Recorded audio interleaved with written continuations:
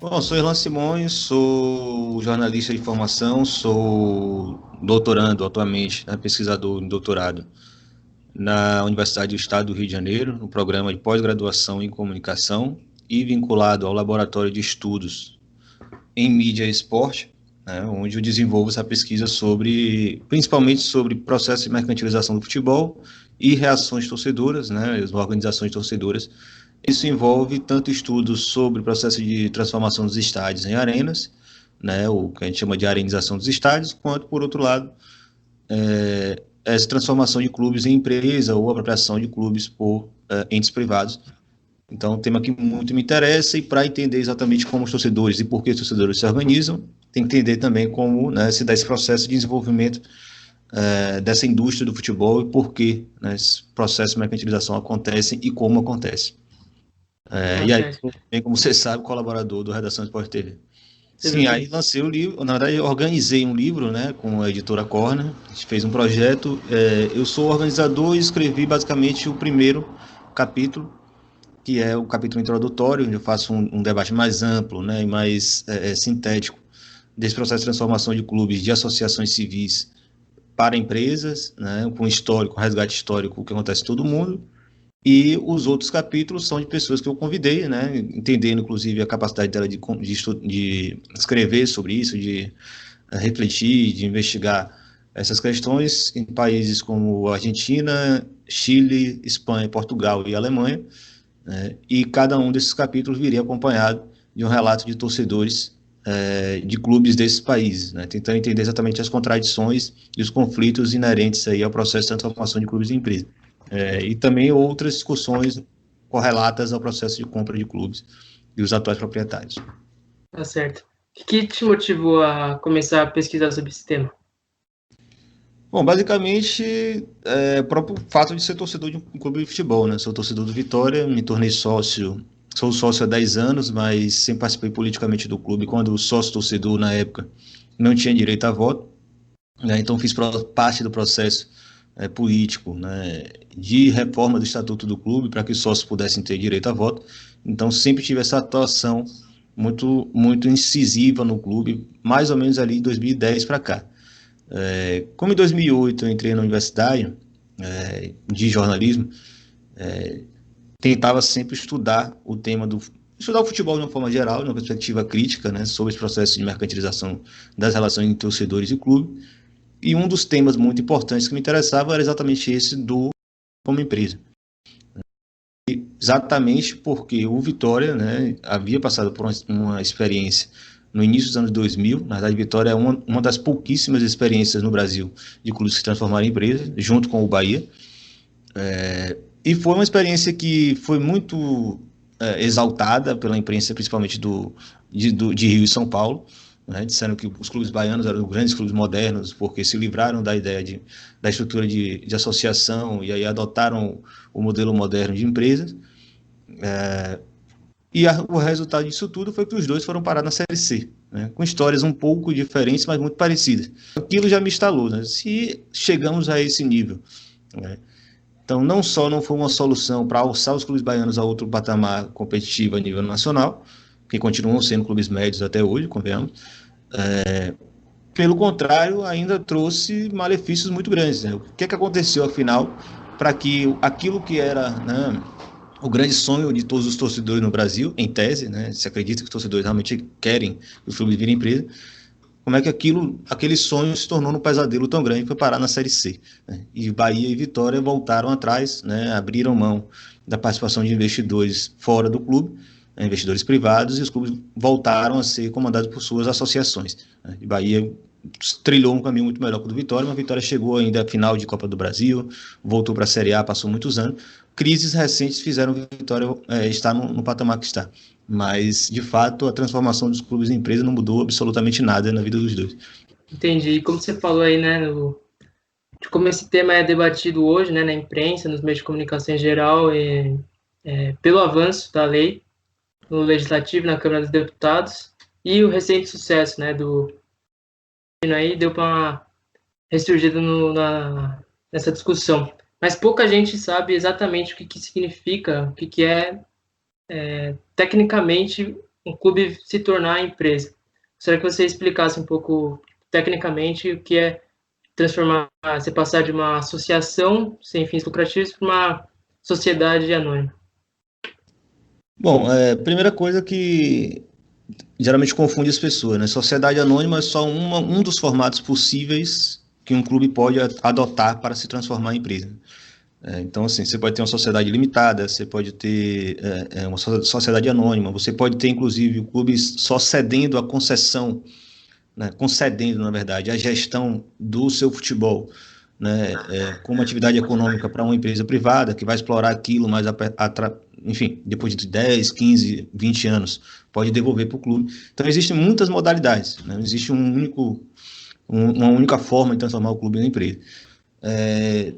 Os primeiros países a promover essa conversão, por exemplo, a Inglaterra os clubes praticamente nasceram como empresa no início do século XX. Os que eram associação viraram empresa por motivos mais específicos, não para lucrar, não para ganhar dinheiro com isso, é mais para resguardar, né, a responsabilidade de cada um que está envolvido. Mas Itália e França, por exemplo, onde os clubes eram associações civis, a transformação em empresa ela veio junto com uma regra que impedia que os futuros proprietários dessas empresas pudessem lucrar com a atividade do futebol. Ou seja, você não podia tirar aquele dinheiro que você ganhou com o futebol e deslocar para outra atividade econômica que você quisesse. Ele deveria, em 95%, desse volume, desse valor, voltar e ser reinvestido no próprio clube. Então, isso, de fato, nessa discussão da empresarização dos clubes, a virada de chave é ali por volta dos anos 90. Né, onde os clubes de fato poderiam ser constituídos como empresas lucrativas, e é o que acontece na Espanha, por exemplo, né, que motiva a transformação dos clubes espanhóis em empresas. Entretanto, o que a gente mais percebe hoje é que clubes, mesmo como empresas, eles não geram lucro. Né, é o grande pulo do gato aí dessa discussão. E aí, o que o clube transfere para essa empresa? Né? A associação transfere muitas vezes o estádio, é um patrimônio valiosíssimo, né? O próprio terreno do estádio tende a ser muito valioso. Transfere os contratos com jogadores, por uma questão óbvia, um dos principais ativos do futebol, de um clube de futebol, são os contratos que ele tem com os jogadores de futebol, e transfere os direitos de marca, né, direitos de imagem. E isso envolve, inclusive, contratos televisivos. Então, já dá para se entender que assim, tudo que pode ser explorado economicamente dentro de um clube de futebol vai passar para essa empresa que vai explorar isso. Para a associação, onde ela pode continuar existindo, vai sobrar, enfim, no máximo uma sede social, um direito de associar, né, torcedores, etc. Não passa muito disso. E esse tema, né, quando ele é discutido, vem muito num tom, assim, otimista, assim, até salvacionista, né, que se tornando clube empresa você vai resolver todos os seus problemas.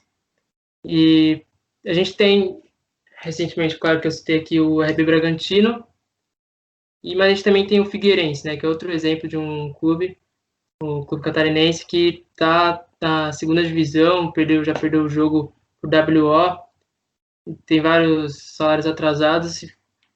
Como é que você explica essa fé aí no clube empresa e como ele muitas vezes não resolve os problemas dos clubes? Bom, acho que no caso do Brasil, principalmente por nunca ter tido experiências concretas nos principais clubes do país, então a gente nunca não tem assim um caso para explorar enquanto exemplo real, né, de como funciona a transformação de um clube em empresa. Então, assim, muito dessa conversa, muito desse debate, né, dessa discussão, se dá em torno de falsas impressões, né, de meias verdades, muitas vezes de mentiras mesmo. A gente vê muito nesses promotores da empresarialização dos clubes, discursos que são de fato mentirosos, né? Você percebe que os caras estão falando coisas que nem eles acreditam, mas para o torcedor comum, muitas vezes soa como uma solução que ele entende que realmente é benéfica, né? Ele entende que uma vez que vai chegar, né, um ente privado que quer explorar economicamente aquilo e não vai permitir, por exemplo, que o clube se divide, né, que o clube não renda esportivamente, etc. Quando não é bem assim que funciona. No futebol a nível global, se a gente for buscar casos concretos, a gente vai descobrir que a história é muito diferente, mas é muito diferente mesmo. Não é meramente diferente, não. Então, entender o que pode acontecer nesse processo, como a gente traz o caso do Belenenses, né, que teve um proprietário que não quis devolver o direito da associação de controlar o seu próprio futebol. E a justiça deu grande causa a esse investidor e não ao clube. Você pode ter um caso concreto, como no Sevilha, onde um investidor fantasma, né, que ninguém sabe de onde ele vem, está prestes a comprar a maior parte das ações do clube e pode vender o estádio do clube se assim quiser. Né? Então é um outro tipo de ameaça, né, que passa por cima dos interesses da torcida, da comunidade que forma o clube. Eu posso trazer o caso da Universidade do Chile, né, que foi basicamente roubada por um grupo de investidores que hoje não tem qualquer alternativa de torcedores contornarem isso. Ele continua na mão desses proprietários e não há como questionar essa propriedade, né? Afinal, isso é contrato, né? No mundo que a gente vive, contrato é contrato. Nada é tão sagrado nesse mundo que a gente vive como a propriedade. Então, a partir desses casos reais, a gente começa a entender que o que pode acontecer no Brasil. E, primeiramente, o que a gente tem que pensar é que existem escalões diferentes de clubes que vão atrair tipos diferentes de interesse. Por exemplo, um clube médio como Vitória e Bahia, o interesse desse investidor não era botar esse time para ser campeão da Libertadores, campeão mundial. Era explorar, em tese, a formação de atletas que esses clubes tinham bom. Tinham uma boa formação de atletas. Não conseguiram, tanto que caíram fora por causa disso, porque não rendeu o dinheiro que eles esperavam. Um clube como o Flamengo, Corinthians, São Paulo, Palmeiras, Vasco, são clubes de grande massa, né, de torcida muito grande, eles vão atrair principalmente interesses políticos. Porque o futebol é uma atividade deficitária para clubes por princípio, por natureza. Então, se você pega um clube de futebol, muitas vezes, esses proprietários pelo menos, já sabem que vão gastar muito mais do que arrecadar. Por mais que o Flamengo seja uma máquina de arrecadação. Mas o que interessa muitas vezes as pessoas que se envolvem com futebol não é necessariamente o dinheiro que o Flamengo vai render. Pelo contrário, é a projeção da imagem que o Flamengo vai render.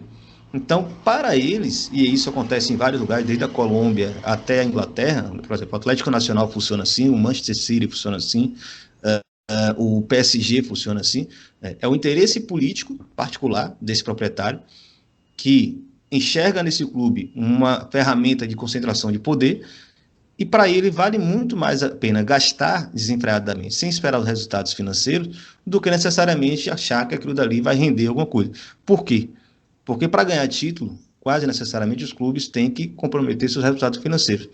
Para ter resultados financeiros, os clubes têm quase necessariamente comprometer seus resultados esportivos. Né? São duas coisas que andam muito distantes no mundo do futebol. Não vai mudar isso no Brasil. Né? Não é no Brasil que isso vai deixar de ser como está sendo. E aí você vai, por exemplo, o Figueirense, que é um clube que tem basicamente torcida em Florianópolis, né? Entra um charlatão, um sujeito que falou que tinha mundos e fundos para transformar o Figueirense, resolver os problemas financeiros, e na verdade não tinha. Né? Não à toa deu no que deu. Né? Salários atrasados, abandono total do clube, e aquilo que foi quase o rebaixamento para uma Série C. Por outro lado, você pode ter, o que é raro, né? Grupos como o Red Bull, que é um grande grupo, um grande conglomerado multinacional que, enfim, tem dinheiro de sobra para montar um time, né, no Brasil. E é óbvio que ele não vai correr para um clube que tem uma história, uma tradição, um quadro social, né, considerável, tradicional no Brasil. Eles vão recorrer a clubes menores, como o Bragantino, por exemplo, que era comandado há décadas pela família Chedi. Então você negocia com o Chedi, está tudo resolvido. Você não vai conseguir fazer isso no Náutico, no Santa Cruz, né, no Fortaleza, porque tem sócios ali que não vão entender que o clube pode ser entregue a um investidor privado. Então, e começa por aí a falsa ilusão. Por outro lado, essa percepção torta do que é a transformação dos clubes em empresa, ela parte principalmente da ideia de que a associação é um formato em si só falido, que não pode mais dar resultados, o que é uma mentira. Muitos clubes são controlados por suas associações, na Alemanha, Barcelona, Real Madrid, etc. E que o formato de empresa necessariamente seria o único cabível para uma atividade econômica chamada futebol. Não é, porque à frente de empresas também estão pessoas com seus interesses particulares e seus vícios e seus problemas. É isso que a gente tem visto no modo geral. E aqui no Brasil você tem a grande maioria dos clubes, sim, endividados na casa dos milhões, sim. E o próprio Botafogo, por exemplo, que tem uma dívida quase impagável, né? Você vê como é que você acha que pode acontecer uma modernização do futebol, uma profissionalização do futebol por meio desses clubes de empresas? Bom, qual é a grande questão? Os clubes brasileiros, de fato, eles demoraram muito para adotar algumas estruturas que seriam benéficas do ponto de vista da profissionalização da gestão, né? Cargos, de fato, executivos que pudessem ser remunerados para que a gestão do clube fosse mais benéfica. Eu diria que ali, no final dos anos 90 e já no começo dos anos 2000, a maioria dos clubes brasileiros já está profissionalizada. Já tinham executivos ditos de mercado ocupando diretoria de marketing, ocupando diretoria de futebol, ocupando as coordenações de formação de jogadores. Isso é profissionalização. Uma empresa, um clube de futebol como empresa, ele também vai promover exatamente isso, né? Colocar pessoas com qualidade, de fato, com experiência de mercado em postos chaves da gestão para que o clube consiga, né, ser gerido de forma mais, digamos, racional. Os clubes brasileiros fizeram isso, foram muito bem sucedidos, inclusive. O endividamento do clube brasileiro, inclusive, deve ser visto por uma outra perspectiva. E não é resultado necessariamente, ou apenas, né, claro que isso está tudo relacionado, por causa do formato associativo ou pela falta de profissionalização. Tem duas questões principais. Primeiro, as relações trabalhistas no futebol brasileiro são diferentes de muitos lugares do mundo e são muito maléficas aos clubes. Elas protegem muitos jogadores que recebem salários muito altos, como se ele recebesse salário muito baixo. Então, um jogador que recebe R$5.000 para jogar no Campeonato Sergipano, por exemplo, que é muito pequeno, ele tem os mesmos direitos, as mesmas relações trabalhistas de um jogador que recebe 500 mil para jogar uma Libertadores. Então, boa parte do endividamento dos clubes brasileiros, claro, eu não tenho esses dados concretos, acho que isso seria um trabalho hercúleo, mas muito importante fazer esse levantamento, não está relacionado só a dívidas tributárias, por exemplo, está relacionado a essas dívidas ligadas a relações trabalhistas e pior, né? Você tinha, e aí você pode pegar qualquer clube, notícias antigas, você vai ver uma sequência de acontecimentos muito parecida.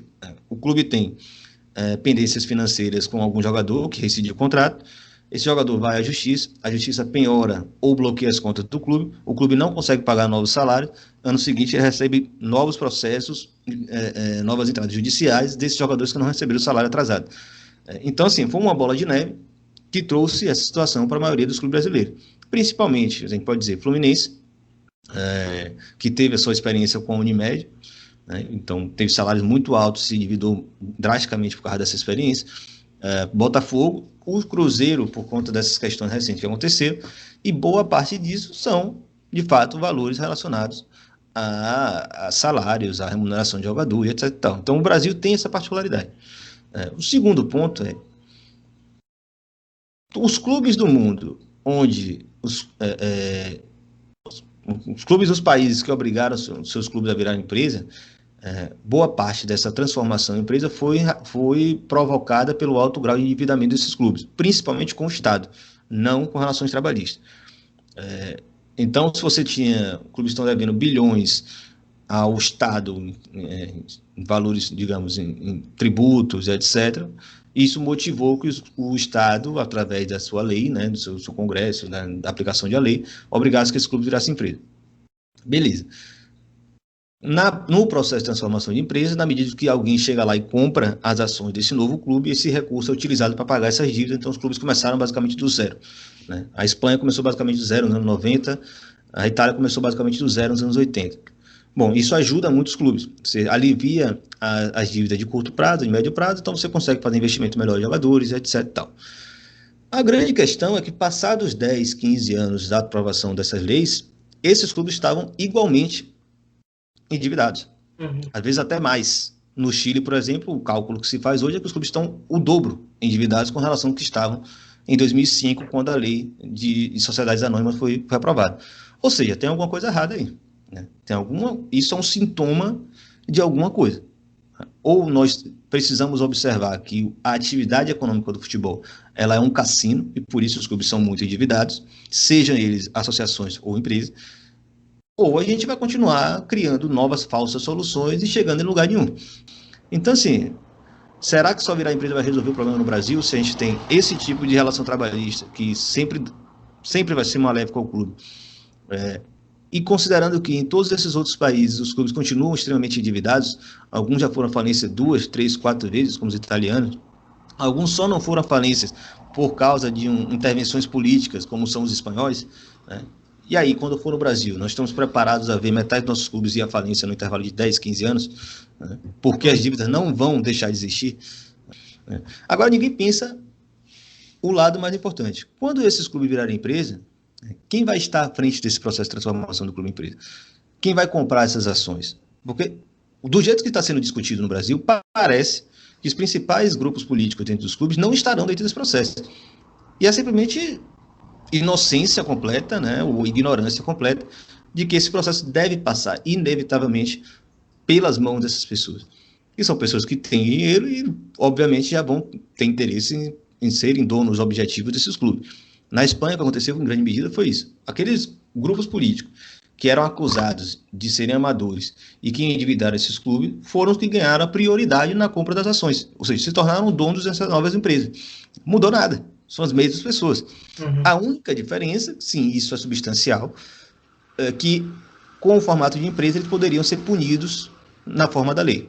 Não são, porque são clubes de futebol, são instrumentos muito fortes de poder, então eles nunca são punidos, né? Não mudou nada nessa relação.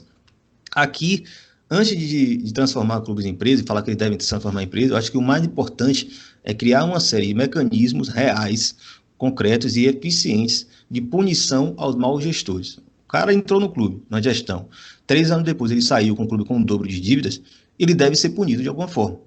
Então é isso, é sempre entender que existem muitas modalidades de negócio e boa parte delas vai gerar problemas políticos muito piores do que uma associação civil é capaz de gerar. Acho que é isso, né? Beleza? Maravilha. Estou à disposição aí, precisar. Até ver o jogo do Vitória aqui que tá falando em Vitória. Tá rolando agora, Série B aqui, sofrimento. Mas é isso, estou à disposição, no que precisar aí, complementar alguma coisa, alguma informação, você pode entrar em contato com a gente também. Beleza?